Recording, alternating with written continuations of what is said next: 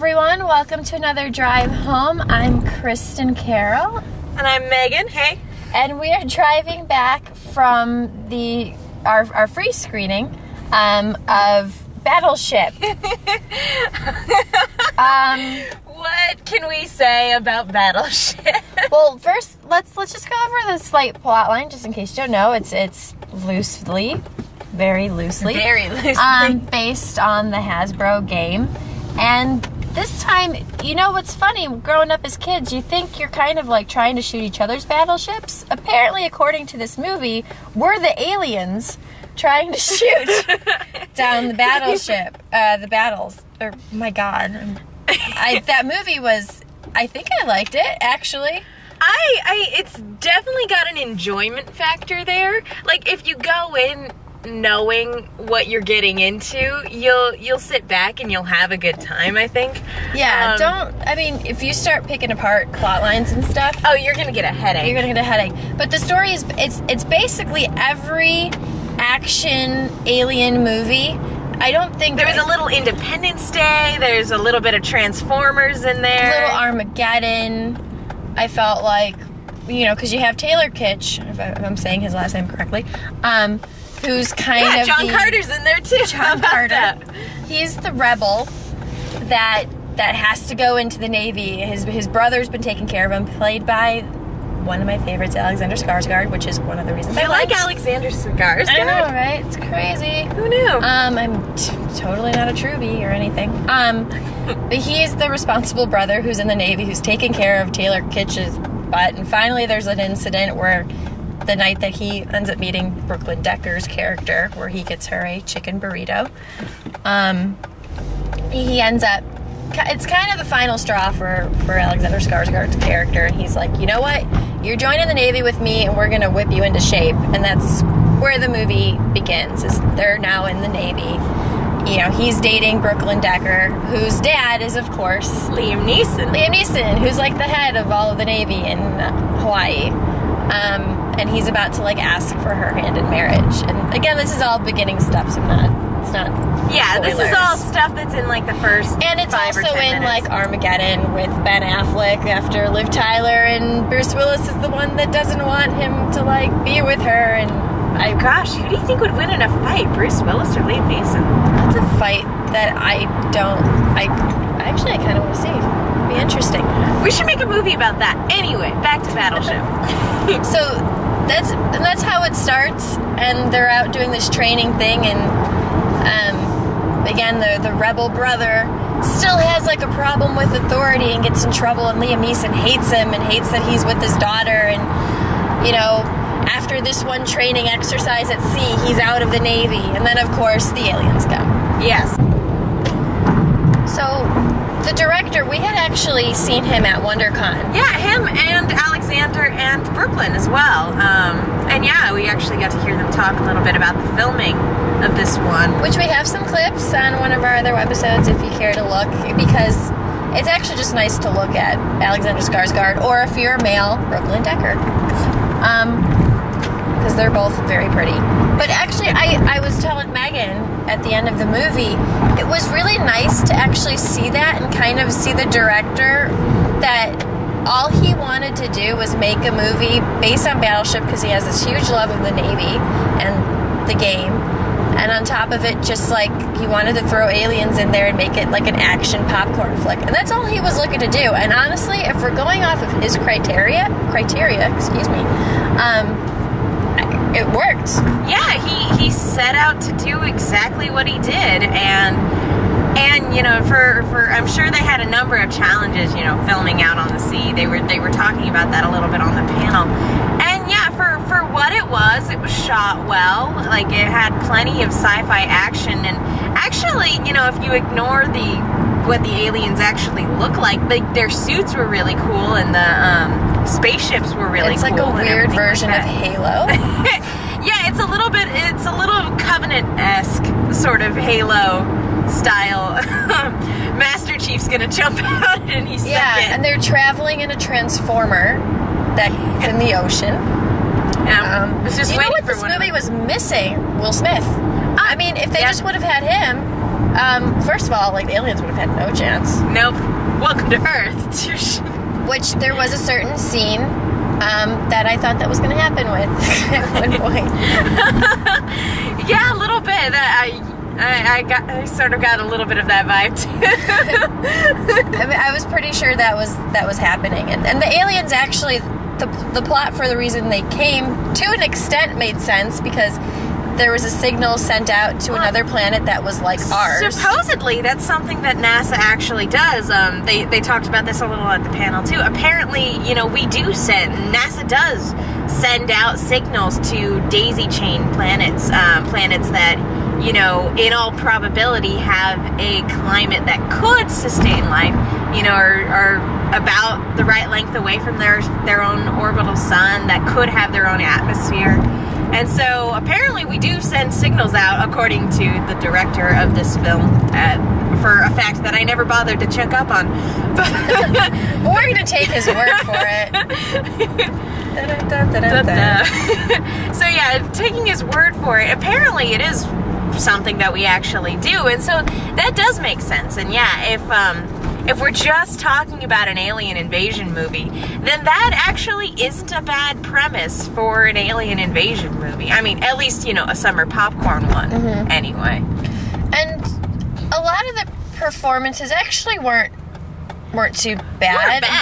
Given everything what they had to work with, and if you're thinking about they have to, green screen effects and a lot of action sequences and stuff, and I know a lot of people, Rihanna acting was kind of a big deal. I think she actually did quite well. Yeah, she didn't this is her first acting gig, right? Yeah, this is her first official acting gig. For being a first time, she did really well. Yeah, I thought there'd be a little bit of a distraction, because you're like, oh, it's Rihanna. But no, halfway through, I was just sort of like, not that I was sold 100% on her character as a whole, but, you sort of forget that, she's a pop star. No. Yeah, at the beginning I was kind of thinking like, okay, it's going to start raining and the umbrella's going to, start Ella.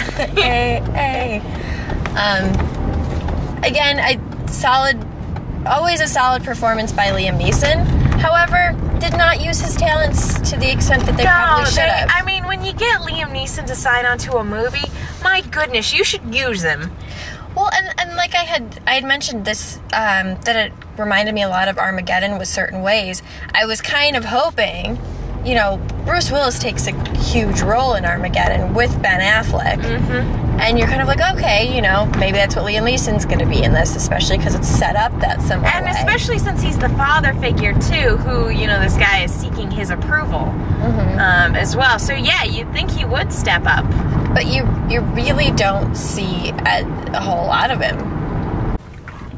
But yeah, I think overall, definitely needed a little bit more Liam Neeson. Definitely, yeah. Like I said, you can't have him cast in the movie and then barely have it all. That's just silly. Let's talk about some of the scenery and special effects and stuff. Just visually, what did you think? Visually, well, actually, I hate to keep bringing up the WonderCon panel, but one of the things that the director said when we went to go see the panel at WonderCon was, we may not be the biggest movie this summer, but we definitely have the biggest guns. And yeah, I think they did. There was definitely a lot of firepower in this movie, a lot of explosions, a lot of carnage. Wait, he wasn't talking about Alexander Skarsgård and Taylor Kitsch's arms? Because that's what I was thinking. Oh, maybe I had it wrong. Maybe I completely misinterpreted that. But no, yeah, there's a lot of. I mean, if you're looking for action sequences and stuff, it really, it had a lot, and I actually didn't mind. I know I always kind of complain a little bit if it looks a little too CGI, video gamey CGI that doesn't match. I didn't feel like this had that, only because the whole thing's a, kind of a big video game or board game, if you will. Yeah, but tish. The only time I really felt like that was when they actually showed what the aliens look like. I thought that I liked their suits and I really liked their spaceships and everything like that. I can't say I was a fan of how the aliens actually looked. And we're actually driving home, as you can tell, because there goes a fire truck and an ambulance. But But yeah, like, apart from that, like, seeing all the actual naval ships, you know, do their thing out on the ocean, that was really cool. And, well, and just the setting of Hawaii is beautiful. Oh, absolutely gorgeous. I've never been, but they did film most of it there. Mm-hmm. I've been to Oahu before, and yeah, Hawaii. It's a shame they don't actually spend a little bit more time on the island. Although quite a bit is over by like Diamondback, I think, and then you know they do some stuff. They don't spend any time on the beach though. That's a bummer. No, yeah. But yeah, actually, you know, being on the island of Hawaii definitely made for a really great setting wise, just from a visual aspect. Yeah. Very, you know, again, if you don't think about a lot of the flaws, I hate to say, but flaws in the film, it wasn't too bad. Yeah, I mean, this isn't the movie that you go in expecting any, you know, to walk out with deep, like, analytical perspectives on the world, No. or where you walk out and you feel like that film changed your life. Because there are some films like that. There are some films you walk away from going, oh my gosh, like that might have just changed my life. This was not one of them. It was kind of interesting, at least for me, because as Tyler put it when we left, there wasn't an original thought really in this whole movie. So it was kind of fun to go in there like, oh, that's from this movie. Oh, this is from that movie. And how they actually put in some of the Battleship stuff was amusing. You know, they are literally doing like, you know, R31, you know, at one point. And then the aliens, what they're shooting, looks like those, like, pegs. Is that what Yeah. They looks like the little pegs that you put onto the battleship when you get a hit.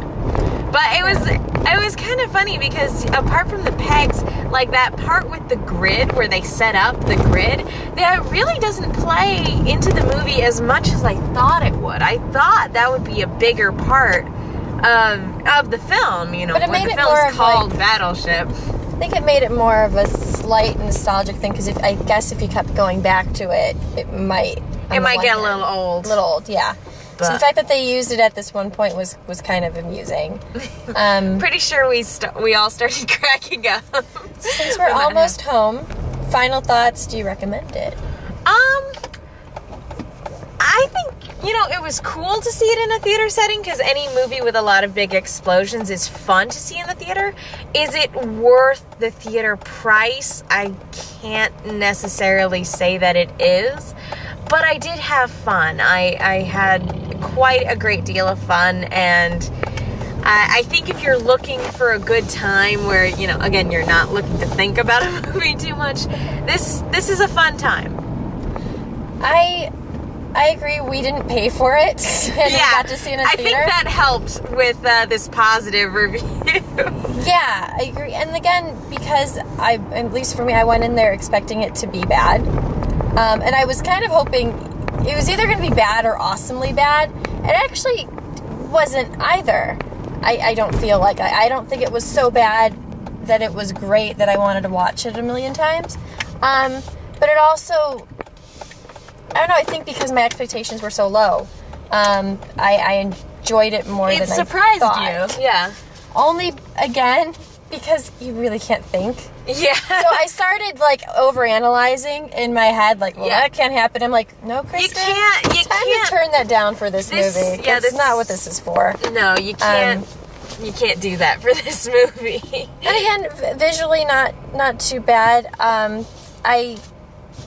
Price of admission, I'm glad we didn't pay for it. Yeah. Again, I don't think. And if I was paying for it, I would have liked to have had some alcohol, I feel like. Yeah. I agree. If you're looking Drinking would have been positive. If you're looking to, if you're of age, which we are. Yes. If you're looking I'm 24. for a movie theater, like when you're doing a pub crawl and there just happens to be a theater there and you happen to have extra money, and yeah, you could have a good time after a few drinks. So, and again, I'm a Skarsgård fan, so works for me. Yeah, there you go. And yeah, so overall, good time. Good time. Good time. Don't think drink. Don't make drink. In the words of Barney Stinson. But yeah. There really are no words for this movie apart stay from... till the end, though. Stay Yeah, past the credits. There's we a were little, surprised. There's a little scene. stinger, yeah. Yeah, which I wasn't expecting, and I'm glad we stayed a little bit, because it was amusing. It was amusing. So that's it for the Drive Home Battleship. I hope you enjoyed our review of it, and you probably, if you've seen the movie, or when you see the movie, will be about as baffled as we are. So, see you guys next time. Bye. Bye.